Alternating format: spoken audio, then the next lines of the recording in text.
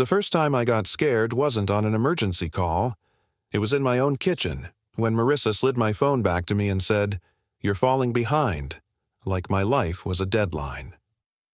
I met Marissa Reyes in late September 2019, when Dallas still felt like summer after dark. My friend Luis dragged me to a backyard cookout in Oak Cliff after a long shift. I showed up with that ambulance smell I could never fully wash off: diesel, cheap soap, and stress. Marissa stood by the cooler handing out bottled water like the whole place belonged to Marissa. Hair tied back, calm eyes, the kind of person who always knew what day it was. "What do you do?" Marissa asked. "I'm a paramedic," I said. Marissa didn't do the pity face or the hero face. Marissa just nodded like the answer clicked into a folder in Marissa's head. "That has to be intense." "It's a lot," I said, and Marissa smiled like Marissa understood the part I didn't say. I started with normal Dallas dating. Taco joints, a couple of nights in Deep Ellum where I left early because I had shift the next morning. Sunday walks through Target off Beltline while Marissa compared prices and I pretended not to care. My life ran on 24-hour shifts, radio tones, and whatever I could eat with one hand at a red light. Marissa's life ran on calendars, reminders, and plans that reached 3 months out. Marissa told me Marissa liked that I was steady. I told Marissa I liked that Marissa had direction. I didn't notice how quickly direction turned into pressure, because at first it felt like love, like somebody caring enough to push. By early 2020, Marissa met my mom. Marissa brought a pie from a bakery in Plano and stood in my mother's kitchen like Marissa had been there before. My mom loved Marissa fast. That should have relaxed me. Instead, it made everything feel official. I proposed in May 2021, a few weeks after a stretch of shifts where I couldn't catch my breath. Heat calls, car wrecks, a guy on a porch begging me not to leave him alone. I got home, showered until my skin went pink, and found Marissa sitting on the floor of my apartment surrounded by moving boxes Marissa had already started collecting, just in case.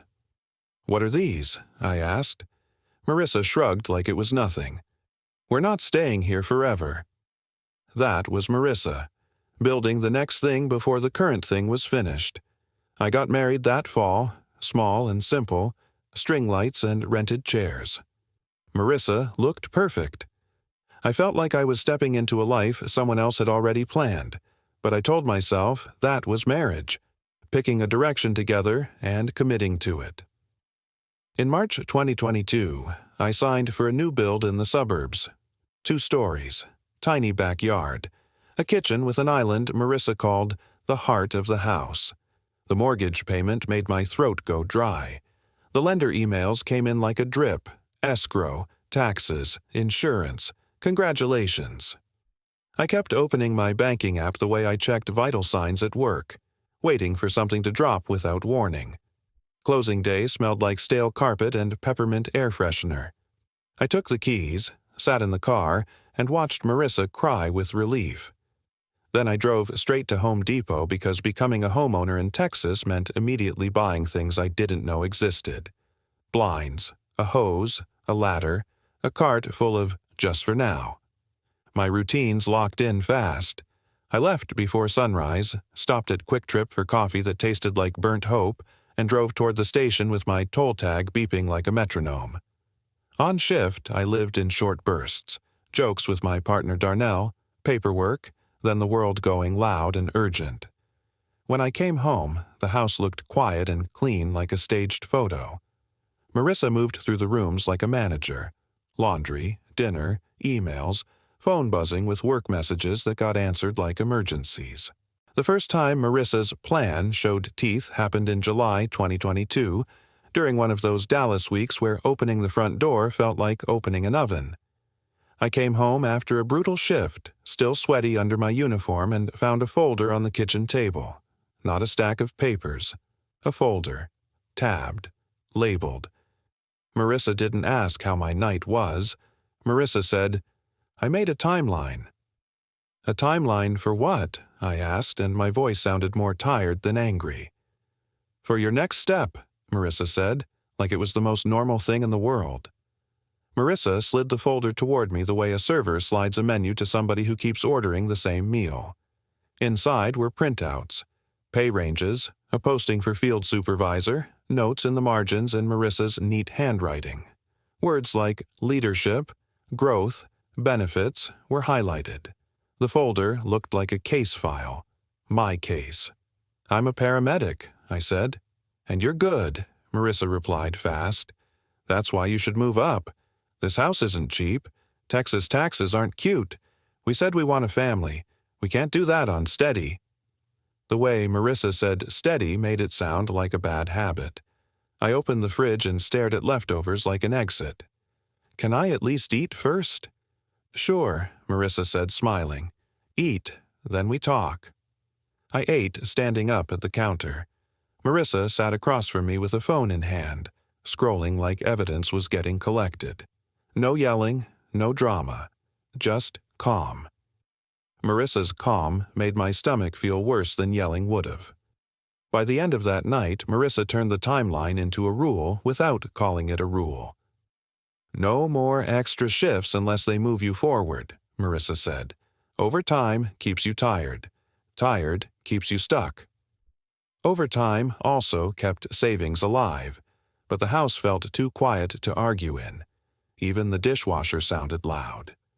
The next morning, while I loaded my gear bag into my truck, my work phone buzzed. An email notification.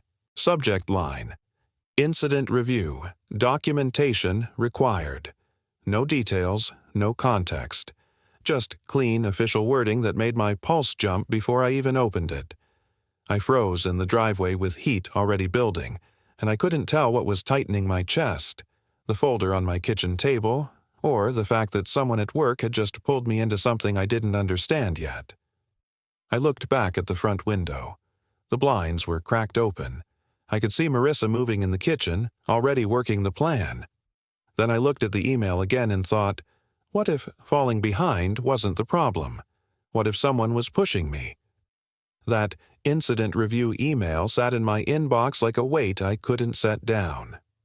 I drove to the station that morning on autopilot, watching the sun climb over the flat Dallas skyline, toll tag beeping at each ramp like it was counting down. My uniform shirt still smelled like yesterday's bleach wipes. My hands kept tightening on the steering wheel for no reason. At roll call, my lieutenant didn't say my name. He didn't have to. After we broke, he tapped my shoulder and nodded toward the small office near the supply closet. "You get the email?" he asked. "Yeah," I said. "What is it?" He looked past me like he was checking if anyone could hear. "QA flagged a report. They want your narrative. Today." "My narrative is in the chart," I said. "Then rewrite it cleaner," he said, like the difference between clean and true was just formatting. "And don't talk about it with anyone." That last line landed wrong. EMS runs on talking. You replay calls, you compare details, you figure out what you missed. Being told to stay quiet didn't feel like policy. It felt like strategy. Darnell caught my face on the way out. "What's up with you?" he asked. "Nothing," I said. Darnell gave me that look partners give when they know you're lying, but they don't push because pushing can make it worse. "Whatever it is, keep your paperwork tight," he said. "That's the only thing they respect."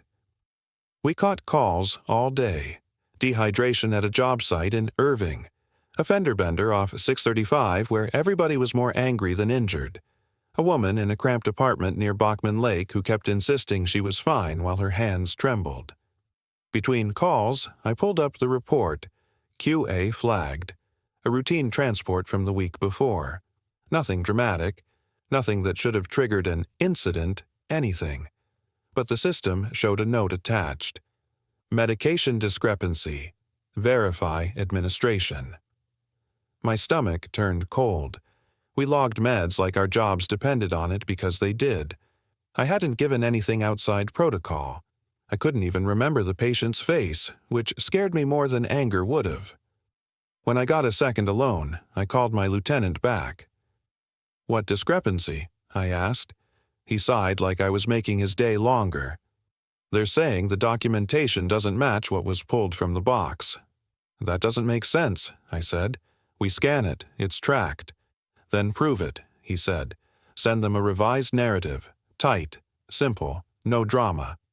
No drama. Like drama was the problem. I finished my shift with my jaw clenched so hard my teeth hurt.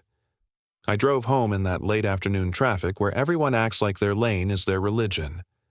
The air outside looked thick, heat shimmering over the highway. My phone buzzed at a red light. Marissa. Did you see the email? I stared at the message, thumb hovering. Marissa wasn't on my work email. Marissa wasn't supposed to know anything about it yet. I told myself it could be a guess. Marissa guessed a lot. Me. Yeah, nothing big. QA stuff. Marissa. Don't minimize. Come straight home. We need to talk. We need to talk. That phrase had become the soundtrack of my life. When I walked into the house, the kitchen smelled like lemon cleaner. The counters were wiped down like a realtor was coming. Marissa had the folder out again, open on the island, and my laptop was already awake. You're late, Marissa said. I had to finish a report, I replied, and I hated how defensive I sounded, like I was a teenager. Marissa didn't apologize. Marissa turned the laptop toward me. My resume was on the screen, updated. Like Marissa had been inside my head while I was out saving strangers. I didn't ask you to do that, I said. I asked you to move forward, Marissa corrected. This is moving forward. I set my keys down. I looked at the folder tabs. Field supervisor. Interview. Pay scale. Benefits. It was all laid out like a path with no exits. You're treating me like a project, I said. Marissa's face stayed calm, but something in Marissa's tone sharpened. I'm treating our life like it matters. I laughed once, short and ugly. My life matters too. Marissa tapped the screen. Your job is eating you alive, and now they're coming for you with this QA thing. How is that not obvious? I felt my shoulders lift. They're not coming for me. It's paperwork. Marissa leaned in. You don't know that. What do you mean you don't know that? I asked. Marissa hesitated for half a second, and it was the first crack I'd seen in that calm all day. Then Marissa said, because workplaces don't do paperwork without a reason. My phone buzzed again, a voicemail notification from an unknown number. No transcription yet. Just a little icon that meant someone tried to reach me and didn't want a text trail. Marissa saw it. Marissa always saw everything. Play it, Marissa said. It's probably spam, I said. Play it, Marissa repeated, and the way Marissa said it made my skin prickle. I hit speaker. A man's voice, clipped and professional. This is Darren from Compliance. We need you to respond to the inquiry by end of day tomorrow. Failure to comply will be noted. Call back. That was it. No greeting, no details. Just pressure. I stared at my phone like it had betrayed me. Compliance didn't call people at home unless they wanted them scared. Marissa folded her arms. Now do you see? I didn't answer. I couldn't tell what part of me was more angry. Compliance for calling me like I was guilty, or Marissa for looking satisfied. I'm not guilty of anything, I said finally. Marissa stepped closer, voice softening the way Marissa softened before delivering a rule. Then we handle it smart. We don't give them anything messy.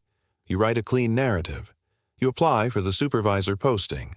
You stop taking extra shifts that keep you trapped, and you stop hanging out with Luis right now. That last one hit me like a slap. What does Luis have to do with anything? Marissa's eyes didn't move. Luis is a distraction. Luis is always talking, always stirring people up. If there's an issue at work, you don't need somebody like that around you. He's my friend, I said. Marissa shrugged. Friends don't pay our mortgage. I opened the fridge for no reason. Cold air hit my face. I stared at a carton of eggs and a container of cut fruit Marissa prepped. I wanted to scream.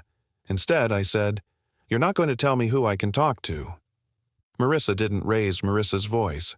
Marissa just slid a receipt across the counter with 2 fingers. Office Depot. Same day. 2 hours earlier.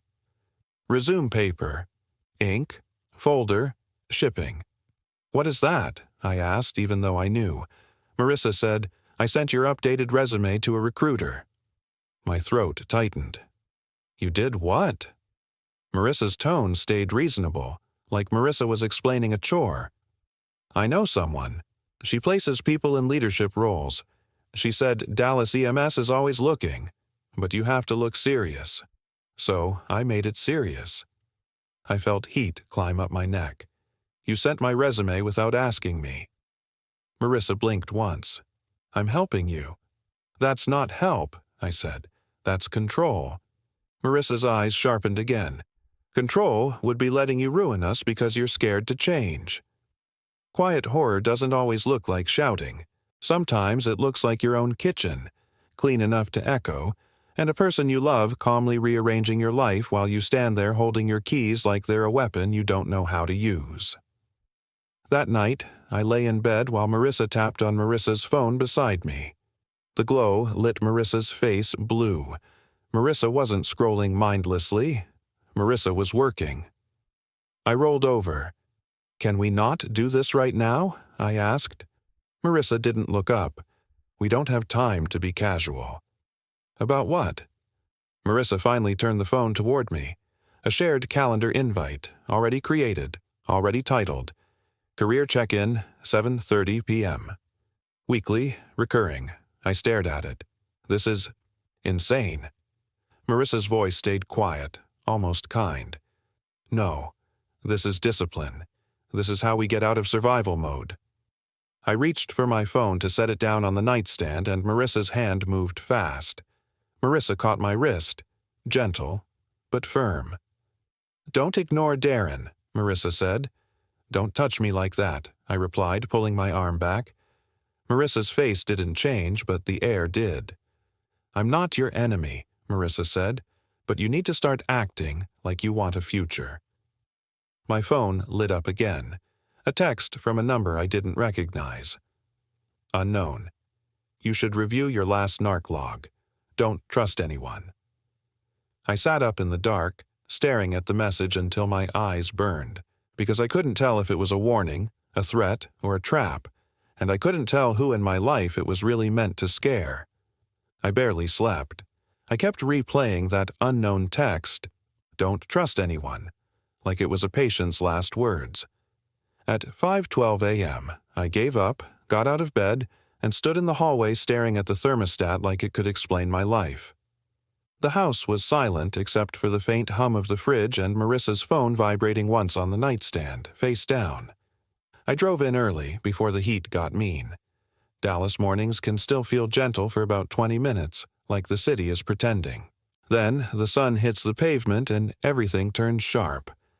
I stopped at Quick Trip out of habit, grabbed coffee and a sad breakfast taco, and sat in my truck for a second with the engine running, reading the unknown text again. "You should review your last narc log." On shift, narcotics aren't casual. There's a ritual to it. Double counts, signatures, the lockbox key that never leaves certain hands. The whole point is that nobody gets to say later, "Oops." The system is built around "prove it." I walked into the station and the air conditioning hit me like a punch. Fluorescent lights, rubber floor, the smell of disinfectant and stale popcorn from the microwave nobody cleans. Darnell was already there, leaning against the counter with his arms crossed, sipping an energy drink like it was water. "You're early," he said. "I got a weird message," I told him, "about the narc log." Darnell's face changed fast. Not panic. Something smaller, like irritation that he had to be careful. "Who texted you?" Darnell asked. "Unknown number," I said. "Said don't trust anyone." Darnell let out a short laugh with no humor. "That's cute." "What's that supposed to mean?" I asked. "It means someone's trying to start something," Darnell said, and he didn't look me in the eye. "You didn't do anything wrong, right?" I stared at him. Why would you ask me like that? Darnell held up both hands. I'm not accusing you. I'm saying they're looking for a story. Don't give them one. There it was again. Not truth. Story. I went straight to the narc box with the shift supervisor. The key turned. The seal was intact. The logbook sat inside like a church Bible. I flipped to the page from that call QA flagged. My handwriting was there. My signature. The time. The med name. The dose. Then I saw the next line. A second signature in the witness spot. Not Darnell's, not our supervisor's. Someone wrote a name I recognized. Kellen, another medic who floated between units. A guy who joked too loud and always had a reason he couldn't help with cleanup. I stared at the ink until it blurred. Kellen hadn't been on my unit. Kellen wasn't even on duty that day. At least, not on my schedule. Why is Kellen on this? I asked the supervisor. The supervisor shrugged, already bored. If a seal breaks, we need a witness. Maybe he was around. He wasn't, I said. The supervisor's mouth tightened. You sure? I'm sure, I replied. The supervisor tapped the logbook like the paper mattered more than the memory. Well, it's there. I left the narc box with my chest tight. I opened the CAD system to confirm that day's roster, our unit assignment, the times. Everything lined up with what I remembered. No Kellen. I pulled up my work email again. Another message from compliance had come in overnight. This time, the subject line was blunt. Request for statement. Final notice. I clicked it and felt my stomach drop when I saw the first sentence. Records indicate a controlled substance transaction requiring clarification. That line was designed to sound guilty without saying guilty. Clarification. Like I'd misplaced my wallet instead of my career. I took a screenshot, not for drama, just because I needed proof of what they were saying. Then, out of instinct, I checked my phone's notification history. A message from compliance had been opened at 2:03 a.m. I hadn't opened anything at 2:03 a.m. At 2:03 a.m., I was in bed next to Marissa, staring at the ceiling, trying to fall asleep without thinking about narc logs. I checked the email details. It showed read. It showed a device access entry I didn't recognize. Not my personal phone. Not my work tablet. I sat there at the station desk, staring at that tiny line of metadata like it was a blood pressure reading that didn't make sense. I told myself there had to be a technical explanation. Sync glitch? System error. Anything. Still, my fingers went cold. I texted Luis because Luis was the one friend who never got polite when things got ugly. Me. You around? Luis. At work. What's up? Me. Got pulled into compliance. Weird stuff. Need to talk. Luis. Not over text. I waited for the next bubble. It didn't come. I called him, straight to voicemail. That silence felt like somebody closing a door gently. By noon, my lieutenant told me HR wanted a meeting to clear things up. He said it like he was handing me a courtesy. He also said, don't bring anyone. No union rep, no friend. Just me and whatever story they'd already drafted. I drove home after shift with my head buzzing. The sky was that flat, bright Texas blue that makes everything look normal even when it isn't. On the way, I stopped at Kroger for groceries because that's what Marissa liked. Routine, receipts, proof of life. I bought chicken, rice, coffee pods, and a bag of those little oranges Marissa peeled like a ritual. The total was 86 Rs, Artin 47. I remember because I stared at the number and thought, I can't afford for my job to become a question mark. Marissa met me in the kitchen the second I walked in, like Marissa had been waiting behind the wall. How'd it go? Marissa asked. It didn't, I said. HR wants to meet. Marissa nodded once. Okay. That, calm again, like Marissa already had the next move. I noticed my laptop was open on the island. Not my personal email. My work portal login screen. The cursor blinking like someone had tried and failed. I pointed. Why's that open? Marissa didn't flinch. I was trying to help you reset your password. My password doesn't need resetting, I said. Marissa's eyes narrowed just a little. You're stressed. You forget things. I don't forget my credentials, I replied. Marissa leaned against the counter like the conversation was getting childish. You're acting like I'm doing something to you. I stared at Marissa. Are you? Marissa exhaled, slow. I'm trying to keep you employed. That sentence sounded supportive. It also sounded like ownership. Marissa walked to the fridge, pulled out a container of leftovers, and slid it toward me like a peace offering. I didn't touch it. Show me your phone, Marissa said. What? I asked. Show me your phone, Marissa repeated, softer this time. Let me see the email. Let me see what they're accusing you of. If we're fighting something, I need the facts. I held my phone tighter without meaning to. It's my work stuff. And I'm your wife, Marissa said, like that settled it. The quiet horror wasn't a scream. It was standing in my own kitchen, groceries still sweating on the counter, realizing the conversation wasn't about what I was comfortable with anymore. It was about what Marissa believed Marissa was entitled to. I have an HR meeting tomorrow, I said. Marissa nodded. Then tonight, we prepare. And you're not going alone. HR told me not to bring anyone, I replied. Marissa smiled, small and controlled. Then I'll help from here. Marissa's phone lit up on the counter with a notification. Marissa flipped it face down fast. Too fast for someone with nothing to hide. I watched that motion and felt my pulse jump. What was that? I asked. Marissa's smile didn't move. Nothing. I stepped closer, and Marissa put a hand over the phone like it was instinct. I looked at Marissa's hand, then at my open work portal on the laptop, then back at the line in my email that said the message was opened at 2:03 a.m. from a device I didn't recognize. And for the first time, the question in my head stopped being, who at work is doing this? It became something worse. Who, exactly, was helping me? The HR meeting was scheduled for 9 a.m. the next morning. I was off shift, which should have been a relief. Instead, I woke up like I'd overslept for a cardiac arrest. My heart was already running. Marissa was up before me, dressed like it was an interview. Hair neat, coffee made. The kitchen looked staged again. Counter wiped, chairs pushed in, mail stacked into a perfect rectangle. You're eating, Marissa said when I walked in. I'm not hungry, I replied. You're eating, Marissa repeated and slid a plate in front of me. Eggs. Toast. The same way you feed a kid before the first day of school. I chewed because arguing felt like wasting oxygen. On the drive to headquarters, Marissa insisted on riding with me.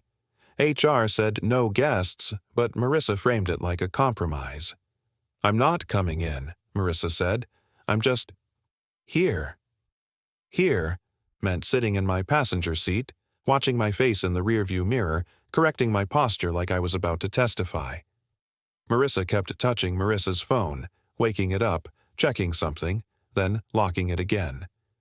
Every time it lit up, my stomach tightened. We pulled into the parking lot and the heat hit like a wall. I stepped out and Marissa grabbed my forearm. Not hard, but enough. Remember, Marissa said, eyes locked on mine, short answers. No extra details. Don't volunteer anything. I nodded because if I didn't nod it would turn into a discussion. And I couldn't afford a discussion. Inside, the building smelled like copier toner and old carpet. A receptionist gave me a visitor badge and pointed down a hallway that felt too quiet for a place that employed hundreds of people. I walked into a small conference room with a table that looked like it was designed for bad news. 2 people were waiting. HR, Donna, mid-50s, crisp blouse, calm smile that didn't reach her eyes, and a man from compliance, Darren. Same voice as the voicemail. Same clipped tone, like he'd practiced it. Thanks for coming in, Daniel, Donna said. I sat. My palms were damp. I kept my hands visible anyway. Darren slid a folder across the table. Not Marissa's folder. Official. Heavy paper. Printed screenshots of logs and timestamps. "We're conducting a review," Darren said. "We need clarification on a controlled substance record." Donna added, "This is standard process." Nothing about their faces felt standard. They walked me through the call, the patient ID redacted, the timestamp, the NARC log entry. Then Darren tapped the witness signature line. "Who is Kellen Hart to you?" Darren asked. "He's a medic," I said. "Not on my unit." "Yet his signature appears as witness," Darren said. "I didn't put it there," I replied. Donna's smile stayed polite. "We're not saying you did. We're just asking you to help us understand." Darren leaned back. "Your work email was accessed overnight, Daniel. Twice." My throat tightened. "By me?" Darren didn't answer directly. Darren turned the page. The access came from a non-registered device. I felt my heartbeat in my ears. "That's not me." Donna nodded slowly like she believed me, which somehow felt worse. "Do you share your credentials with anyone?" "No," I said, too fast. Darren's eyes flicked up. "Anyone at home have access?" That question landed like a punch to the ribs. "My wife," I said carefully, "knows my schedule, not my passwords." Donna's voice softened. "We ask that because sometimes spouses log in to help with paperwork. It happens." I imagined Marissa at the kitchen island, laptop open, cursor blinking on the portal screen. "It doesn't happen," I said. Darren slid a new page forward, a screenshot of an email chain. The subject line made my stomach twist. "Confidential. Performance concerns." I stared at it. I'd never seen it before. Darren said, "This message was forwarded from your account." "I didn't forward anything," I said. Donna watched me like she was studying an injury. Darren continued, "The forward went to an external address." I leaned forward.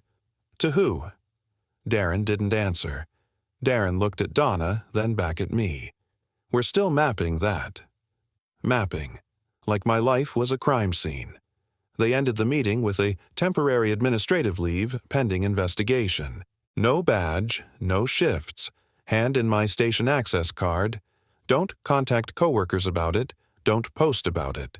Donna said, "This isn't discipline, it's procedure." Darren added, "Cooperate and it goes faster." Faster. Like truth had a speed limit.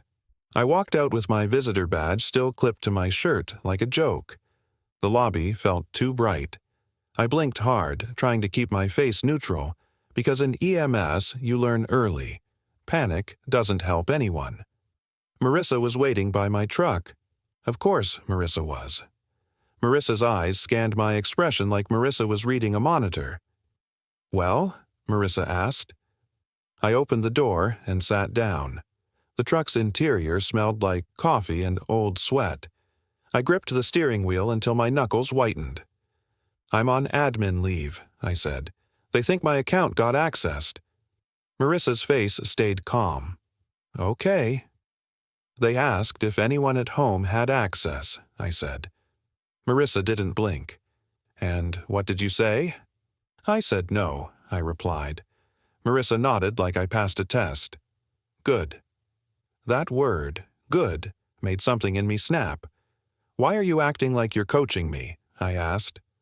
Marissa's jaw tightened for a moment. Then Marissa smoothed it out. "Because you're emotional." "I'm not emotional," I said. "I'm getting accused of something." Marissa leaned in, voice quiet like a secret. "Then we fix it." "How?" I asked. Marissa didn't answer. Marissa looked down at Marissa's phone. The screen lit up. A notification banner flashed for half a second before Marissa swiped it away. I caught one word in the banner before it vanished. "Recruiter." I stared. What was that? Marissa's eyes met mine. "Nothing important." "You said you sent my resume to one recruiter," I said. "Why is a recruiter messaging you now?" Marissa's voice went flat. "Because I'm handling it." "Handling what?" I demanded. Marissa sighed like I was being difficult. Your future. That drive home was silent except for turn signals clicking and the AC blowing too cold. I watched Dallas roll by. The car washes, the strip malls, the billboards promising accident lawyers and payday relief. I'd driven these roads 1,000 times to calls. Now it felt like I was being transported. At home, Marissa moved fast, like action could outrun consequences. Marissa opened the laptop, pulled up my work portal, clicked, forgot password. Stop, I said. Marissa didn't stop. We need to secure it. It's not your job, I said, louder now. Marissa finally turned. It is my job if you can't keep us safe. That phrase, keep us safe, hit a nerve because it sounded like something you'd say in love, not in control. I took the laptop and closed it. Give me your phone, I said. Marissa's eyes widened just a fraction. Excuse me? Give me your phone, I repeated. If you're not hiding anything, it's easy. Marissa's mouth tightened. You don't get to demand my phone. And you don't get to reset my work password, I shot back. For a second, we stood in the kitchen like two strangers arguing over property. The lemon cleaner smell felt sickening now. Marissa took a slow breath and stepped closer, voice low. Daniel, listen to me. This is what I've been trying to prevent. You let people in. You trust co-workers. You trust friends. And then you act surprised when they turn on you. My friends didn't log into my account at 2:03 a.m., I said, and as soon as I said it, I felt the air change. Marissa froze, just for a beat, like I'd stepped on a wire. I didn't say you did, I added quickly. Marissa recovered, smile returning like a mask sliding back into place. I'm not the enemy, Marissa said. I'm the only one here who actually cares what happens to you. Then Marissa walked past me, pulled a small notebook from the drawer, and set it on the counter. I made notes, Marissa said, about what you should say if they call again. Notes. Like I was a witness Marissa was preparing. I flipped it open before I could stop myself. The first page had bullet points, short answers, denial phrases, wording suggestions. And on the bottom, written in the same neat handwriting, was a line that made my stomach drop. Kellen. Witness signature. Marissa knew Kellen's name. Marissa hadn't been in that room. Marissa hadn't seen those documents. But Marissa had written it down like it was part of the plan. I looked up at Marissa, and Marissa's expression didn't look worried. It looked ready. So I asked the only question that made sense anymore. How did you know his name? Marissa didn't answer right away. Marissa stood there with that calm face, like calm could erase the fact that my stomach just fell through the floor. The kitchen light was too bright. The AC kicked on and the vent blew cold air across the island, across that notebook, across my hands. I told you, Marissa said finally. I'm paying attention. That's not an answer, I replied. Marissa walked closer and reached for the notebook like it was nothing. I closed it fast and put my hand on it. Don't, I said. Marissa's eyes narrowed. You're spiraling. I asked you a simple question, I said. How did you know Kellen's name? Marissa's voice stayed smooth. You probably mentioned it. I didn't, I said. I didn't even know it was in the log until today. Marissa held my gaze. The silence between us stretched long enough that I could hear the fridge cycle and the faint buzz of Marissa's phone on the counter. Then Marissa shrugged, like the truth didn't matter. Maybe I looked it up. Looked it up where? I asked. Online, Marissa said, too quick. You people are all connected. People talk. You can't just look up a witness signature from an internal narc log, I said. My voice came out lower than I expected, more controlled. That scared me because it meant something inside me was switching from panic to focus. Marissa scoffed. You're acting paranoid. I stared at Marissa. I got put on leave. My work account was accessed overnight. Someone's messing with controlled substance records, and you're calling me paranoid. Marissa leaned forward slightly, voice dropping into that soft tone that usually meant Marissa was about to turn the argument into a rule. I'm calling you exhausted. You don't sleep. You see horrible things. You come home and you're a mess. And now you want to blame me because I'm organized? Organized. That word again, like it excused everything. My phone buzzed. Another unknown number. A voicemail notification popped up. I didn't even think. I hit play on speaker. A woman's voice this time. Low, cautious, like she was trying not to leave a trail. Daniel, it's Jenna. I can't talk long. Someone's using you as a fall guy. Check the HR email chain from Monday. And don't trust. The message cut off mid-sentence like she hung up fast. Marissa's face changed. Not fear. Anger. A flash that disappeared quickly, but I saw it. Who is Jenna? Marissa asked, too sharp. A dispatcher, I said. Why would she call me? Marissa grabbed Marissa's phone off the counter and walked away like the voicemail was contagious. That was one of those quiet horror moments you can't explain to people who haven't lived it. Hearing a warning and realizing your own house is the least safe room you have. I waited until Marissa went upstairs. Then I moved. I went to my laptop, logged into my work email from the secure portal. It was still active, restricted, but not disabled. My hands shook, but my brain felt clear for the first time in days. I searched confidential performance concerns. Nothing. I searched forwarded. Nothing. Then I searched by date range, narrowing to that week. I found an email chain I didn't recognize in my sent folder. My sent folder. Subject: Performance concerns, private. I clicked it and my blood turned cold. There was my name in the signature block. There was my work email address. And there was a forwarded screenshot attached, an internal HR message discussing documentation inconsistencies and risk. It wasn't addressed to HR. It wasn't addressed to compliance. It was sent to a Gmail address I didn't recognize and CC'd to another external email. The body of the email was short, too short, like someone wrote it to sound like me without knowing how I actually write. Just wanted you to see this. I'm not sure who I can trust. Please advise. That last phrase made me nauseous because it matched the unknown text. Don't trust anyone. I stared at the sent time. 2:03 a.m. I wasn't imagining it. Someone used my account. Someone sent my employer's internal concerns to an outside contact. That alone could get me fired even if the narc log never existed. My fingers hovered over the attachment and I opened it. It was a screenshot of an HR email. The screenshot included the top of the thread, names, titles, and one line of a calendar note embedded in the message. Meeting with recruiter. Off-site. The recruiter's name was visible. A full name. The same name I'd seen flash on Marissa's phone notification banner. My stomach twisted hard enough that I had to sit down. I heard footsteps on the stairs. I slammed my laptop shut and moved fast, like I was hiding drugs instead of emails.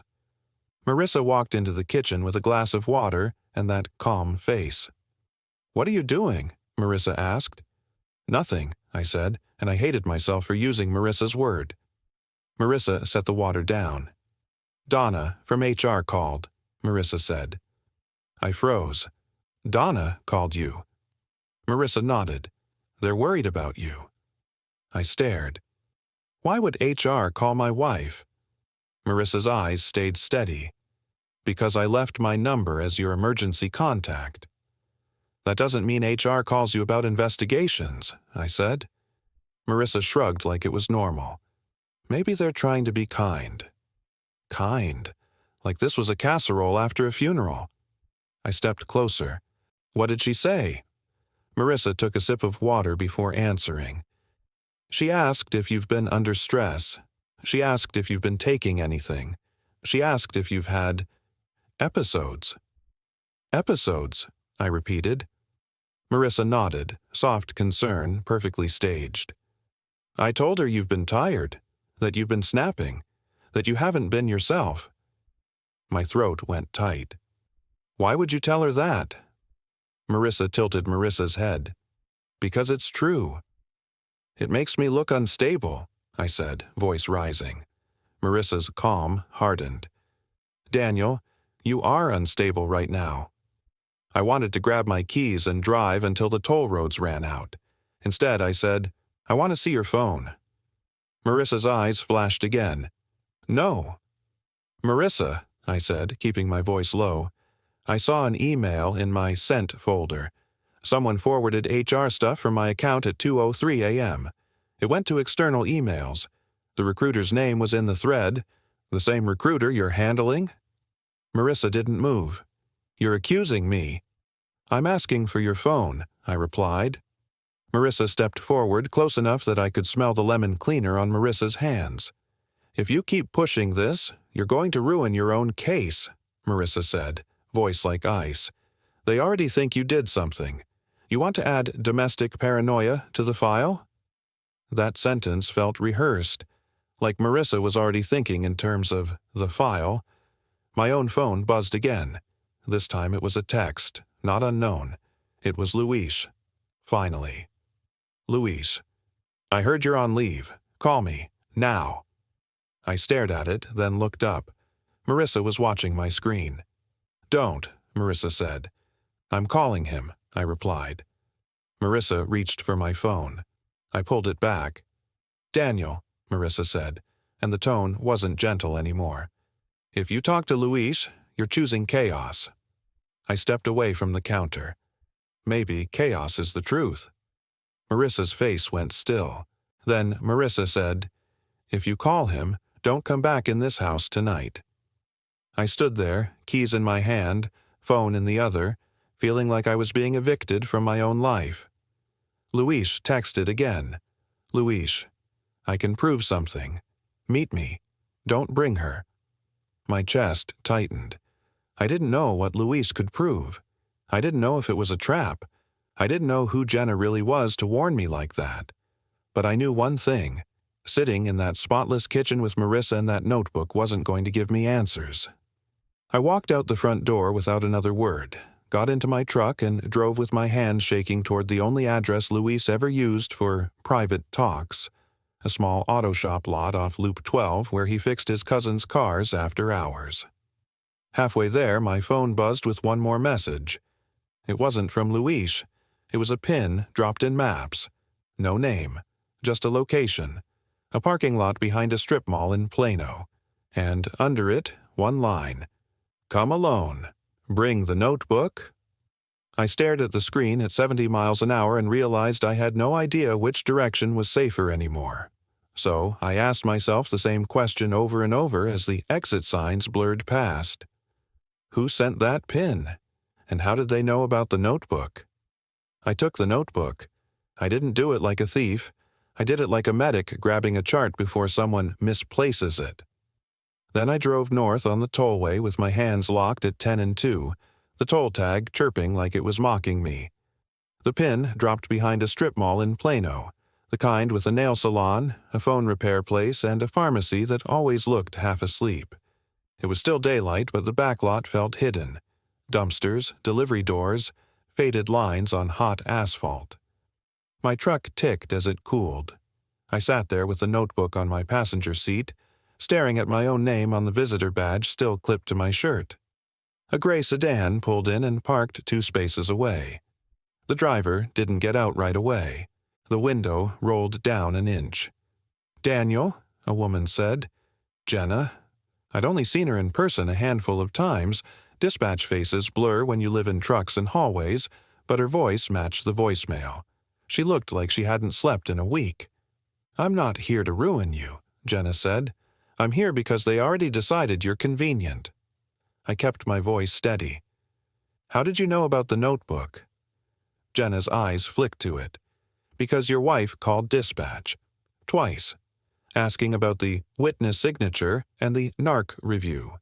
She didn't use those words like a spouse guessing. She used them like someone reading from notes. Heat rose in my ears. She called dispatch? Jenna nodded. And someone from admin asked me to document the calls like they were concerned family outreach. That's not normal. It's packaging. Jenna reached into her center console and pulled out a folded printout in an envelope. Not an official packet, just paper, creased and handled. I can't email this to you, Jenna said. I can't text it either. I'm risking my job even standing here. I took it and unfolded it with shaking fingers. It was a screenshot, an internal HR email chain. The same subject line Darren had shown me, but this one had more of the thread visible. Names, timestamps, a calendar entry, and a line that hit like a knee to the chest. Spouse contacted. Reported employee unstable and paranoid. Recommend admin leave plus restrict access. Below it was another note. Need clean narrative. If refusal, escalate. Jenna watched my face. They wanted you labeled before the facts mattered, Jenna said. And the narc log? That's Kellen. He's been sloppy for months. Everyone knows. But nobody wants the scandal, so they want a fall guy. I swallowed hard. How do you know it's Kellen? Jenna didn't smile. Because he's the only one who keeps getting scheduled around the narc box inventory checks. Because he's the only one who witnesses things he wasn't there for. And because I pulled the call detail from the day your log got witnessed. You weren't the one calling for a witness. Jenna held up her phone for a second, screen angled just enough for me to see. A timestamp, a number, a short note. Then Jenna lowered it. I can't give you that file, but I can tell you this. The 2:03 a.m. login. It came from your home network. Not the station, not a random coffee shop, your house. My throat went dry. So it was... Jenna didn't finish the sentence for me. Jenna just said, I don't know if she meant to hurt you. I know she put her hands on the steering wheel. I sat back, staring at the steering wheel of my truck like it was suddenly foreign. The air smelled like hot plastic and paper, the kind of smell you remember later. Jenna's voice softened. If you want to survive this, stop talking to admin alone. Get a rep, get a lawyer, and don't let anyone help you by touching your accounts again. I looked at Jenna. Why are you doing this? Jenna's eyes went glassy for a second. Because I watched them chew up a good medic last year and call it process. I don't want another one. I nodded once. I didn't trust myself to say more. When I got back in my truck, I didn't drive to Luis. I drove home, not calm, not ready, just determined. The sun was lower, turning the highways orange. I passed school zones and minivans and people living normal lives, and it felt like I was watching through glass. Marissa was in the kitchen when I walked in, like Marissa had never left that spot in my story. The counters were clean again. The notebook drawer was closed. Marissa saw the envelope in my hand and went still. Where were you? Marissa asked. I set the envelope on the island. Plano, I said, behind a strip mall, because someone sent me a pin, and because someone knew about your notebook. Marissa's lips parted, then closed. No quick comeback this time. I held up my phone. I didn't yell. I didn't slam anything. I just asked the question like I was asking a patient their name. Did you log into my work email at 2:03 a.m.? Marissa stared at me. I was trying to protect you. That's not an answer, I said. Marissa's shoulders dropped a fraction. Yes, Marissa whispered. I did. My chest tightened so hard it felt like I couldn't fill my lungs. Why? Marissa stepped closer, eyes shining but stubborn. Because you were walking into an investigation like you could good guy your way out of it. Because you kept saying it was nothing. Because I saw how they talk about people who make mistakes. I didn't want them to destroy you. So you destroyed me first? I asked. Marissa flinched like I'd slapped Marissa, but I hadn't moved. Marissa spoke fast now, words tumbling out like a confession that had been waiting behind Marissa's teeth. I saw the compliance email. On your phone. You downplayed it. I called a recruiter I know. She places people fast. She told me if you're being targeted, you document everything. She told me to forward what I could so we'd have leverage. She said it's how people survive corporate messes. I stared. So you forwarded HR emails from my account. Marissa nodded, crying now, but still trying to justify. I didn't change the narc log. I didn't put that man's name in anything. I didn't know it was that serious. I thought I was building you an exit. You deleted notifications, I said, because the truth was suddenly lining up like evidence. Didn't you? Marissa's face crumpled. I turned off your email banners, Marissa admitted. You were already spiraling. I thought if you slept, you'd think clearly. My hands shook. I opened the envelope Jenna gave me and slid the screenshot across the counter. Marissa read it. I watched Marissa's eyes move. I watched the moment Marissa realized Marissa hadn't been the only one handling me. I called HR, Marissa said quietly. Donna called me first. She asked questions and I answered. I thought if I sounded concerned, they'd go easier on you. They used it, I said. They wrote it into the file. Marissa covered Marissa's mouth. For the first time, Marissa looked scared in a real way. Not performative, not strategic, just scared. I wanted to walk out. I wanted to keep driving until Texas ran out of roads. Instead, I did something I didn't expect. I sat down at the kitchen table, the same table where Marissa had laid out my life like paperwork, and I said, I need air. Marissa didn't touch me. Marissa didn't give me a speech. Marissa just stood there, crying quietly, like the house finally didn't know how to keep pretending. That night I slept in the guest room. I didn't do it to punish Marissa. I did it because I needed my own silence back. The next morning, I called my union rep. I called a lawyer Luis knew through his shop. I stopped answering unknown numbers. I wrote one email, through proper channels, stating I had representation and would only communicate through them. For the first time in days, my chest loosened. 2 weeks later, after enough pressure and enough documentation, the investigation shifted. Darren didn't sound clipped anymore. Darren sounded careful. Kellen got pulled off the schedule, pending review. Nobody used the word diversion, but everybody moved like it was real. My name stopped being the easiest option, but the price didn't disappear. HR didn't forgive the forwarded email. They called it breach of confidentiality. They offered me a last-chance agreement and a transfer to a different division, with a note that any future incident would end my employment. I wasn't cleared clean. I was allowed to survive. I took the transfer for one reason. I needed my license safe. I needed my income steady. I needed control back, even if it came with a stain I didn't earn. At home, Marissa and I didn't pretend it was fine. We didn't do the dramatic breakup either. We did something uglier and harder. We negotiated life like adults who had seen what fear can turn into. I changed every password that night. I put my work accounts behind two-factor that only I controlled. Marissa handed me Marissa's phone without arguing, and I didn't dig through it like a cop. I only looked at one thread, the recruiter, long enough to see the line that made my stomach turn. The recruiter had texted Marissa at 1:48 a.m. Forward it tonight. He can't hesitate. Marissa's hands were shaking when Marissa said, I thought I was saving you. I believed Marissa, and I still didn't excuse Marissa. We set rules that weren't romantic. They were strict. They were the only way I could stay. Marissa would never contact my workplace again for any reason. Marissa would never access my devices, my email, my portals, even if Marissa thought Marissa was helping.